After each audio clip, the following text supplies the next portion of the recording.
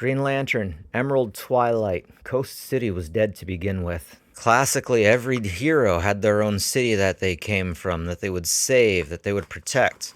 Hal Jordan had failed. After Superman came back to life in the fight with Mongul, Mongul just annihilated the city. And Hal Jordan was left to endure a very white person mental breakdown. The type where he just changes all reality with his power. It's been done several times. Swamp Thing and Alan Moore is my favorite. And during this mental breakdown where he realizes he failed everyone and everything, he tries to communicate with his dad. His dad basically says, "You're nothing like your brothers." And then he pisses off in dramatic fashion. And Hal talks to his ex-girlfriend. Tries to bring it all back together and have a meaningful conversation with Dad at home, but he runs out of energy. Now, here's the meaningful part. Who do they send to help Hal out? Do they send friends? Do they send family, the Justice League? No.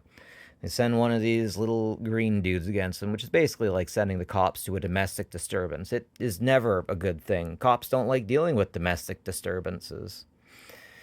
And especially when things get violent. So this individual is having a full-out meltdown. And they're sending force against him, ultimately. Rules. Dude needs a hug. Seriously.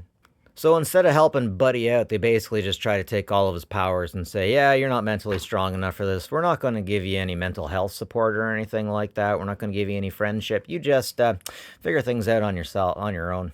So Hal sets to figure things out on his own, and it leaves a lot of people hurt. A lot of people that he knew. Nobody's coming at him with questions. Nobody's trying to understand him. They're all coming at him with the biggest guns available because he is going towards them. All of his friends attacking him all of a sudden.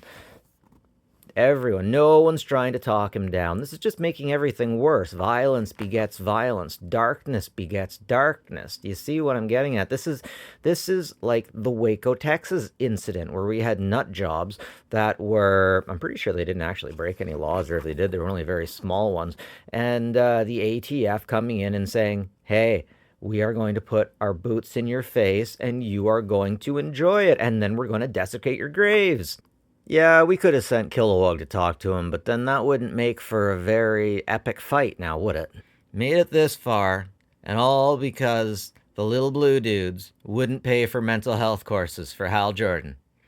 That's right. That's right. Mental health wasn't in the cards in the 90s. Nope. So they're like, hey, yeah, you want that green thing? Yeah, okay, well, we gave it to the biggest villain ever. Like the biggest villain ever that you know. And like this... Hal's having a mental health problem right now, right? And he just noticed that the Green Lanterns gave over all of their power to Sinestro? Sinestro. Okay, so all of reality absolutely is off the hook right now. It's just, there is no order. This is all chaos. Hal's messed up. The Green Lanterns are messed up. What's interesting is Hal still has the testicular fortitude to take him one-on-one. My favorite frickin' panel. Let's go. Let's. Care Bear stare. And these fights get legitimately really rough for a 90s comic. They got really good at doing rough, and they had really good artists at the time. And here's where Hal crosses that particular line and makes me wonder, is this one part of the official comics code now? In my opinion, this was the last chance they had to get Hal back. Right here. Kilowog snapped him out of it. Here was when he could have reasoned with him. But no, that's not what we do. No, we gotta punch stuff in the face as hard as we can. And even what was it called? Doomsday Clock ends with Dr. Manhattan being punched by Superman, and then he's like, I don't know what happens after that. Superman just kind of punches me, and then, okay, legitimately, how many